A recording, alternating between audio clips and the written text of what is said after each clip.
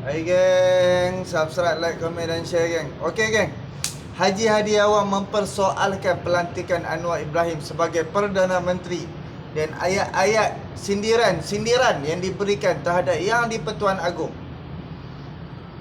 Haji Hadi ni mungkin dia tak faham perlembagaan, mungkin dia tak faham undang-undang Malaysia, dan kemungkinan untuk orang-orang PAS ni dan untuk walaun-walaun PAS ni, depa buat macam Malaysia ni, depa buat macam Malaysia tak ada undang-undang kan.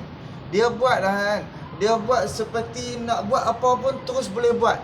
Kan? Kita tak perlu masuk sidang parlimen, kita tak perlu berbahas, kita tak perlu bentangkan kepada Yang di-Pertuan Agong, dan juga Yang di-Pertuan Agong pun tak perlu bincang dengan Raja-Raja Melayu. Sedangkan sebelum pelantikan Anwar Ibrahim sebagai Perdana Menteri, Yang di-Pertuan Agong buat perbincangan, dia macam buat mesyuarat bersama Raja-Raja Melayu. Setelah Raja-Raja Melayu bersetuju untuk melantik Anwar Ibrahim sebagai Perdana Menteri, selepas selesai mesyuarat Raja-Raja Melayu, terus tengah hari itu diumumkan Anwar Ibrahim sebagai Perdana Menteri. Dan sewaktu itulah Muhyiddin Yassin claim, oh dia ada dah cukup majoriti 115 kan. Lepas tu dia macam dia kata 10 orang dah sumpah tanda tangan SD terhadap Muhyiddin Yassin. Dia tak faham perlembagaan anti rang undang-undang anti lompat parti. Anti lompat parti ni dia hanya laku apabila satu parti tu terus melompat keluar. Seperti kerajaan sekarang, tiba-tiba UMNO kesemua 30 orang ahli parlimen tu keluar daripada gabungan kerajaan perpaduan ni, melompat seketul keluar daripada dengan Pakatan Harapan, baru laku. Kalau setakat dia ambil 10 orang, 20 orang, tak laku kan. Itu cara hak Muhyiddin Yassin buat tu, cara seperti sebelum RUU macam RUU anti lompat parti terlaksana. Dan bila RUU 355 dah bila RUU 355 dah diluluskan, kalau hang nak tubuhkan satu-satu kerajaan, perlu satu parti tu terus keluar. Bukannya hanya 10 orang, 15 orang, tak boleh. Dia perlu satu parti tu terus. Dan sekarang ni duk ada duk ada UMNO, duk ada Pakatan Harapan, duk ada GRS, duk ada GPS, duk ada Warisan. Total semua duk ada 145. Jadi lebay-lebay PAS ni dia masih tak faham. Dia masih duk ingat macam RUU anti lompat parti ni macam tak ada lah kan. Dia buat macam tu kan. Dia buat macam undang-undang tak ada, tak apa, nak main sokong pun hamai. Tapi tak laku dah sekarang ni, tak boleh dah. Yang di-Pertuan Agong pun sebelum dia nak confirm Anwar Ibrahim sebagai Perdana Menteri pun, dia tanya UMNO pun bersetuju. Tanya Pakatan Harapan bersetuju. Tanya Perikatan Nasional tak bersetuju untuk bersama untuk menubuhkan kerajaan perpaduan. Dan GRS, GPS, walaupun dia dah U-turn balik, dia serah kepada yang di-Pertuan Agong, dan dia U-turn balik, dan dia sokong balik, dan dia U-turn balik, dan dia sokong balik. Dan sekarang bersama dengan kerajaan perpaduan, Pakatan Harapan, UMNO, GPS, GRS dan Warisan. So apa lagi? Sekarang ni lah, atas ucapan Haji Hadi kata apa? Tengok, Pakatan Harapan bersama dengan penyamun, perompak, perasuah. Sebab apa dia boleh cakap macam tu? Disebabkan Barisan Nasional UMNO tidak memilih untuk bersama Perikatan Nasional. Cubalah kalau macam Perikatan Nasional, kalau Barisan Nasional bersetuju untuk bersama dengan Perikatan Nasional. Of course, ayat tu takkan keluar. Ayat tu akan keluar daripada pihak Pakatan Harapan. Cuba tengok, bersihlah depa punya logo stabil dan juga bersih. Stabil of course takkan stabil kan. Dan untuk dan sekarang ni yang dikatakan ada 10 orang daripada Barisan Nasional. hak yang apa nama tak mau sokong Anwar Ibrahim, tak mau sokong itu, tak mau sokong apa nama kerajaan kerajaan perpaduan dan sanggup bersama dengan Perikatan Nasional. Kena ingat 10 orang tu bermasalah dan 10 orang tu pernah diberi jawatan oleh Muhyiddin Yassin. 10 orang yang bermasalah di dalam Barisan Nasional tu disebabkan kalau depa bersama dengan Perikatan Nasional, of course depa ni macam depa dah dapat macam depa dah rasa nikmat kuasa bersama macam Muhyiddin Yassin. Sebab itulah depa nak duduk bersama Perikatan Nasional. Faham tak maksud aku? Kalau depa bersama Pakatan Harapan, kawan ni menteri apa nama Menteri Pertahanan, Menteri apa nama Pengangkutan, bekas Perdana Menteri, bekas Menteri Pertahanan, bekas Menteri apa nama macam pengangkutan.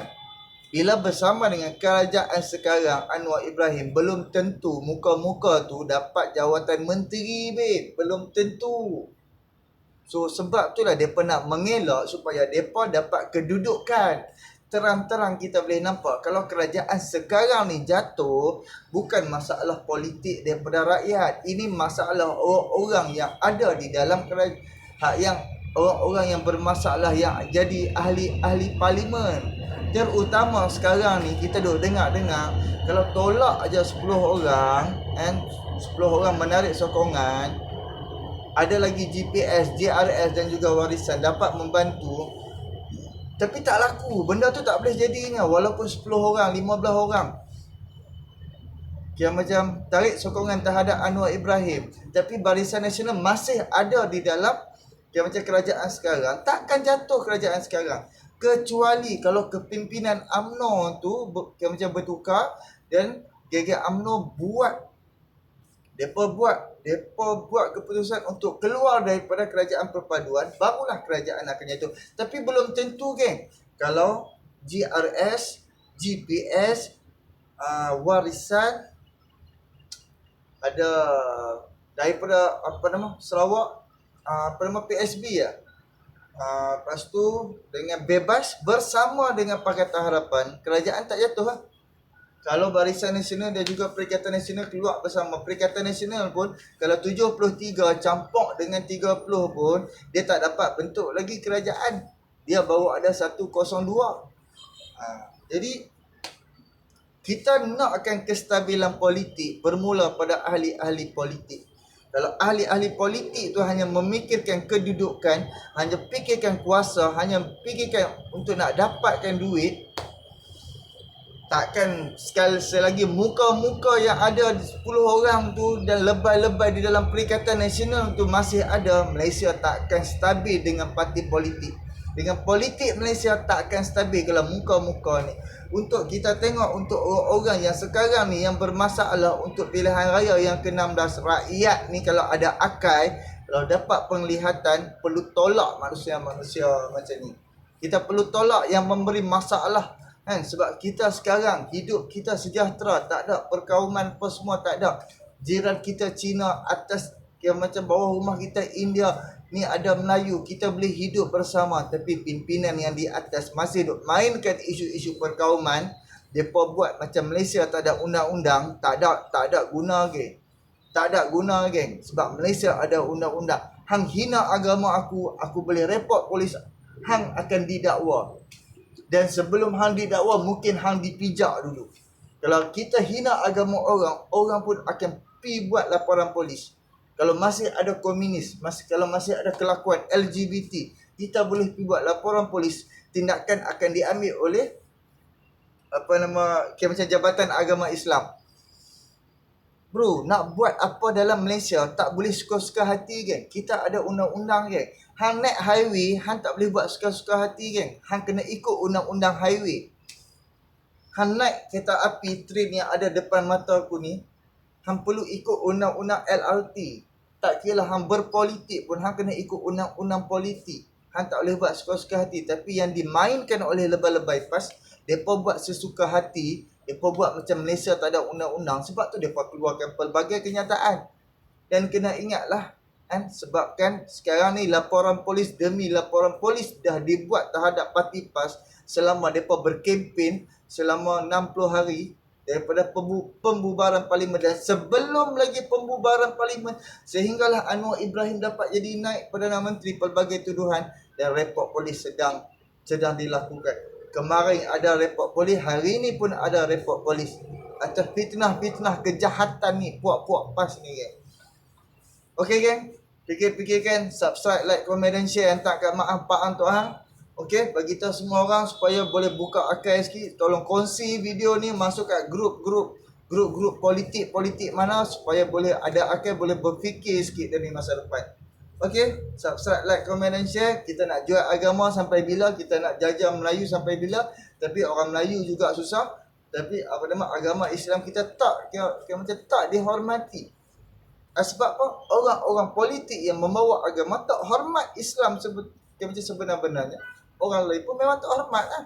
Tapi kalau kita orang Islam, kita bawa agama dengan cantik, kita hormat agama dengan cantik, tidak mengkafirkan orang, tidak mensyurga nerakakan orang, tidak tuduh orang akan hormat kita seperti mana kita hormat agama kita sendiri, kita hormat orang-orang lain. Kita nak orang hormat kita kena hormat orang. Okey?